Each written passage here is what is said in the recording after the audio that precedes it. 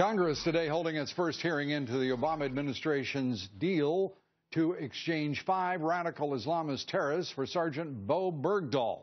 Defense Secretary Chuck Hagel admitted before Congress that the administration mishandled some parts of the deal, but he defended the overall decision to make the exchange without notifying Congress, and he made clear the decision came from the top. We didn't handle some of this right. We could have done a better job. Could have done a better job of keeping you informed.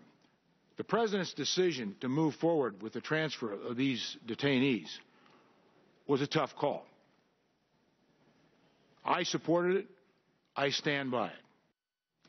My next guest today, Press Secretary Hagel, on whether the military will put American lives at risk in exchanging those 5 Taliban terrorists for Sergeant Bo Bergdahl. You've said it here that if they rejoin the fight, they do it at their own peril. My question's a pretty simple one.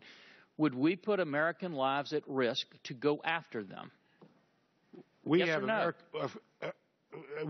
American lives put at risk. I understand that, Mr. Secretary. My question is, will we put American lives at risk to go after these individuals if they rejoin the fight? Well, yes. Joining us now, Congressman Randy Forbes, member of both the House Armed Services and Judiciary Committees. Congressman, are you satisfied with what you learned from the Secretary today about the exchange?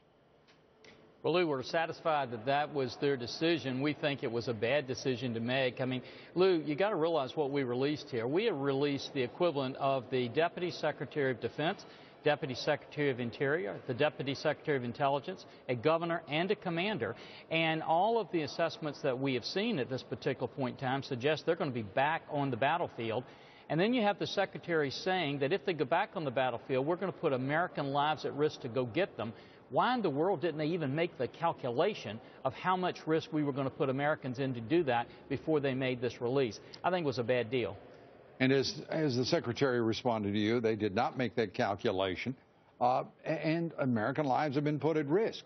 There's no question, Lou. Those assessments also don't include a statement as to why it was necessary to be so urgent in decision-making and creating the exchange. Did you get any part of that in response by the Secretary? Lou, you got none of it, and also you got to realize the administration, first of all, just lied about this. They said they would not do it without consultation with Congress.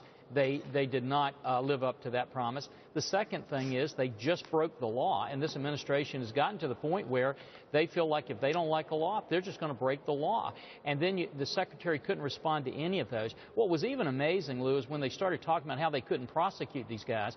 And many people don't realize that on the worst terrorists that we had at Guantanamo Bay, we were going to have convictions from them or plea deals from them within 6 months of the time this administration came into office, according to the prosecutor. The administration stopped that prosecution. We haven't prosecuted them yet after 5 years.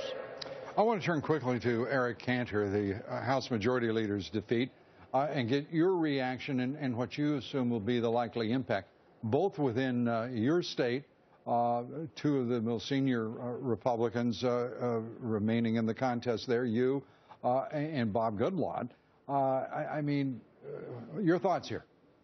Well, first of all, Eric announced today that he would be stepping down as majority leader at the end of July. They will have an election for a new majority leader within the next week.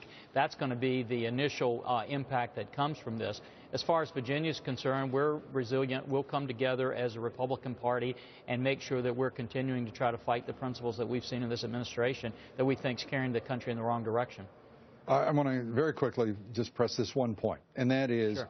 As a member of Judiciary, you guys put out four bills.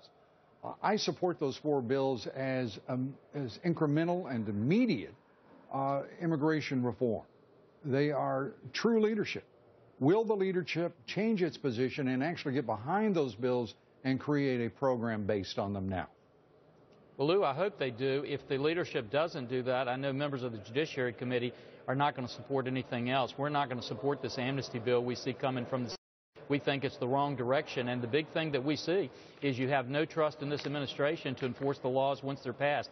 Till we get that, I think it's going to be very, very difficult to get any kind of immigration reform through the House of Representatives. Congressman Randy Forbes, thanks for being with us. Appreciate it. Thanks, Lou.